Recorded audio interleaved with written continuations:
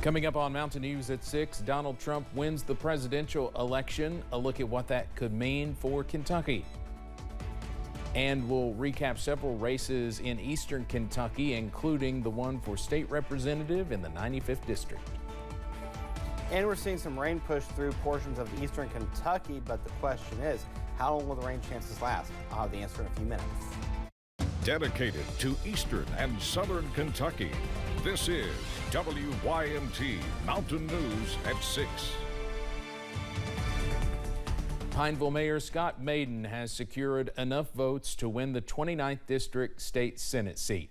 The Republican beat out 10 other write-in candidates for the spot.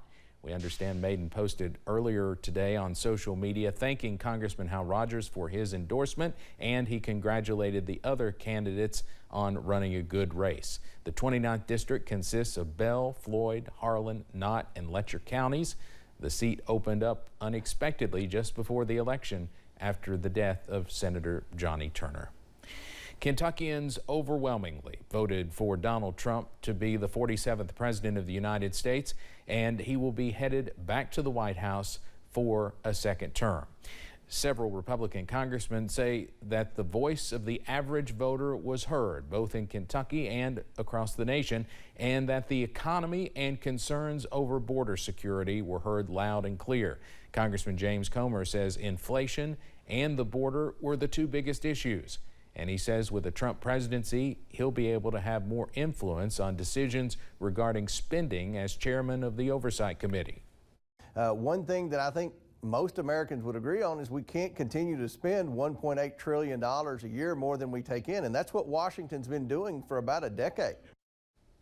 Kentucky's 8 electoral votes will be certified during a ceremony in the state Senate December 17th. Vice President-elect J.D. Vance has a well-documented family history in eastern Kentucky. WYMT's Chandler Wilcox is in Breathitt County with a look at the impact that connection could have on the area. The results led to excitement for some in Breathitt County. I actually stayed up last night till 3 o'clock in the morning until Fox News called it. 78% of Breathitt County voters chose the Republican ticket. Vice President-elect J.D. Vance has family ties to the area, documented in his book, Hillbilly Elegy. Very interesting, very neat, as we would say, to have somebody with Kentucky connections at the highest positions in federal government. The connection could lead to a brighter spotlight on eastern Kentucky. Bowling says he hopes Vance will address some local issues. Bringing industry back to the United States, making sure that rural areas receive the same opportunities to advance and grow as the urban areas do. Looking at ways to bring those principles to the mountains of eastern Kentucky. Business owner Kenneth Patrick says that spotlight could in turn lead to more customers. Hopefully, with him having ties here, that we'll get more people to come and visit, maybe, and it'll help us grow a little bit, maybe some tourism. The interest has already started coming in from around the world. We've had so many people come to Breathitt County since he was nominated who wanted to see where he grew up, to see where he played in the creek, to see all those kind of things like that. Bowling says they expect to see more requests for Vance's Hillbilly Elegy as well. In Breathitt County, Chandler Wilcox, WYMT Mountain News. Bowling says they've had interest from folks in Italy, Sweden, Singapore, and other places. He added people in the mountains are always looking to elevate themselves, and this could be that opportunity.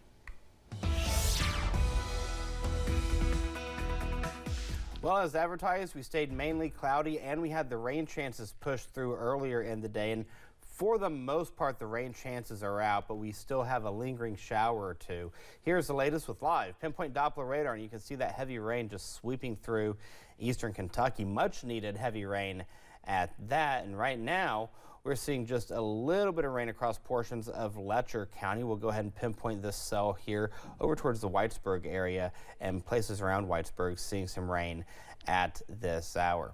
Here's a look outside in Knott County. You can see the raindrops on the lens there. This is courtesy of the Kentucky Mesonet station there. And right now we're seeing temperatures in the 60s and 70s. 70s from Logan down to Grundy, down to Clintwood. Jonesville's at 70, Harlan's at 70, Middlesboro's at 71. And where it's rained substantially, we're seeing temperatures in the low to mid 60s. Look at Hazard, 63, 66 in Jackson, as well as Manchester and London, 66 in Moorhead. Irvin's at 66 degrees. So the rain chances, they're going to stay in the forecast, albeit small, for the next several hours. Rumble of thunder or two is not out of the question either. It's when we get into Thursday that the rain chances kind of start picking up yet again. But like today, kind of like a feast or famine situation. Not everybody will see it, but if you do see it, it'll last for a few minutes and then it's out here. Now the question is, how long will the rain chances last, and what about the cooler temperatures? Details on the First Alert forecast in a few minutes. Steve. All right, Eric, thank you. With the majority of Kentuckians voting Republican during yesterday's presidential election and many of those trends translating to the local elections, one Eastern Kentucky Democrat remains in place as a representative in the House. WYMT's Buddy Forbes has a look at the re-elected District 95 state representative. Ashley Tackett Lafferty became the sole Democrat representing Eastern Kentucky after the 2022 elections and was back on the ballots yesterday against Republican Brandon Spencer, keeping her seat and saying she is just looking forward to continuing her work. The Floyd County attorney has been representing Floyd and part of Pike County since 2019, saying she is devoted to the place she has always called home.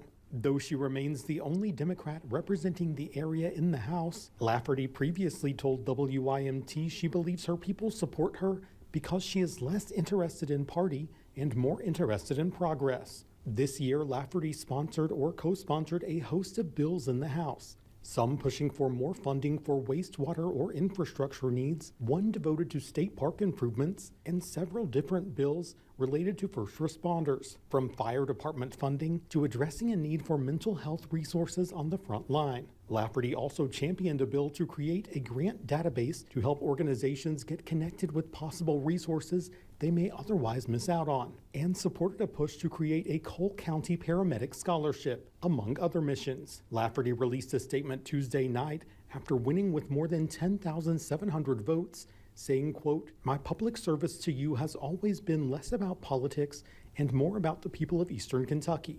Now, Lafferty was unavailable to speak on camera today, saying the work in Frankfort didn't stop because of the election, but she did say she was able to watch those results roll in surrounded by family, and she is grateful for the folks who put their trust in her. In Pike County, Buddy Forbes, WYMT Mountain News. Lafferty's opponent in that race does not agree with the voters. Brandon Spencer shared a statement on social media after the results were tallied, saying, quote, "Sometimes we see that votes are not always cast in the best interest of our area, but based on a perception of access to someone, even someone unable to help our communities. I know beyond a shadow of a doubt that's what happened here, and we will continue to suffer because of it." You can see his full response on our website. The battle for state representative in the 95th district was not the only one folks in Floyd and Pike counties were watching closely yesterday. Here's a look at a couple of the mayor's races, beginning with the one in Prestonsburg. Rick Hughes ended up taking the victory, receiving nearly 850 votes. David Gearhart generated more than 450 votes, while Danny Martin had a little more than 200. And in the race for mayor of Elkhorn City in Pike County, Nathan Bryant came out on top in that contest. Bryant secured more than 260 votes. Roxanne Blankenship had less than 100, and Janet Atkins a little more than 50. Here in Perry County, several races were on the minds of voters. WYMT's Amelia Lee spoke with two projected winners. 24 out of 24 polling places in Perry County have reported their results for the 2024 election, although the votes are still unofficial. In the race for state representative for the 84th district, Republican incumbent Chris Fugit went head-to-head with Democratic candidate Zach Hall. According to the unofficial results, Fugit came out on top with more than 63% of votes, compared to Hall's approximately 36% of votes. I spoke with Fugit, who says that he is grateful to be in office once again.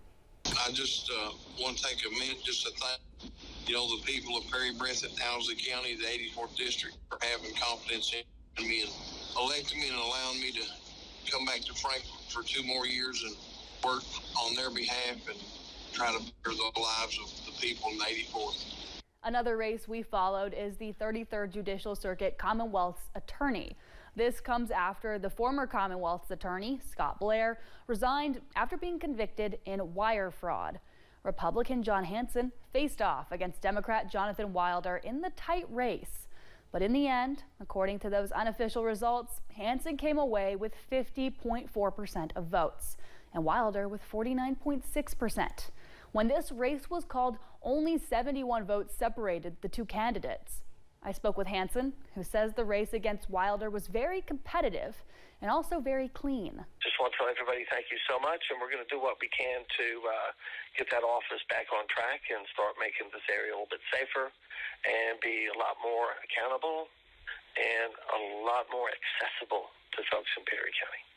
We are still awaiting the certification of the votes by officials in Frankfort.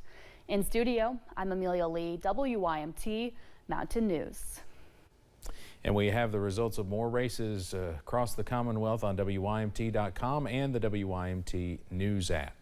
In the race for Commonwealth's attorney for the 47th Judicial Circuit in Letcher County, Matt Butler defeated former Commonwealth's attorney Edison Banks. Butler generated more than 4,300 votes, while Banks still received more than 3,350 votes despite some recent health issues. Prior to the election, Butler had been appointed to the position by Governor Andy Beshear.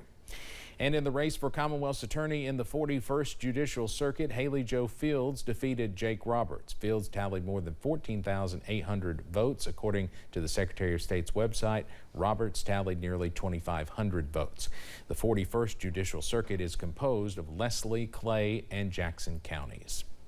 Republican Kentucky State Senate President Robert Stivers spoke at a news conference today. Stivers gave his reaction to the election results as they continue to come in. He says the success of Republican candidates bodes well for Kentucky. Stivers was asked about his reaction to the controversial Amendment 2 being shot down.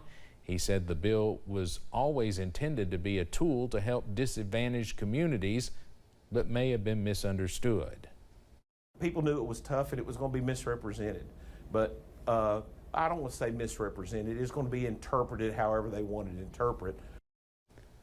Every county in Kentucky voted against Amendment 2. Here's a look at some complaints that were voiced involving the general election. In Laurel County, there were several complaints, including 2 involving electioneering and 4 dealing with voting machines. In Pulaski County, there were just 2 yesterday, but there were as many as 7 in the run-up to the general election. And in Leslie County, there were 3 prior to the general election, but none yesterday. In Laurel County, the Sheriff's Office says it's seeing a resurfacing of a phone scam targeting elderly folks. The scammers are calling to tell people their child or grandchild or other loved ones are in danger and to send money. One report said the scammer was trying to get $1,500. And if you rely on caller ID to screen calls, deputies say to be careful because they can mimic the phone numbers or disguise them to look like a loved one is calling. Governor Andy Beshear is set to host a Team Kentucky briefing tomorrow. That briefing will be held in Frankfort about a variety of topics, including economic development and infrastructure improvements throughout the state. All right, weather headlines for tonight. The rain and thunderstorm chances, albeit small, will continue throughout the overnight hours. We're going to see a cold front push through, but that's still going to keep us above normal in the temperature department. Details on the first alert forecast in a few minutes. And winter weather will be here before we know it. Tips from transportation cabinet officials about what you need to know to be ready.